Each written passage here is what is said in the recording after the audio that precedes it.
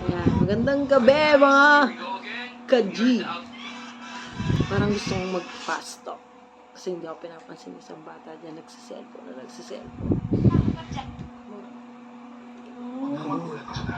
Ano pa?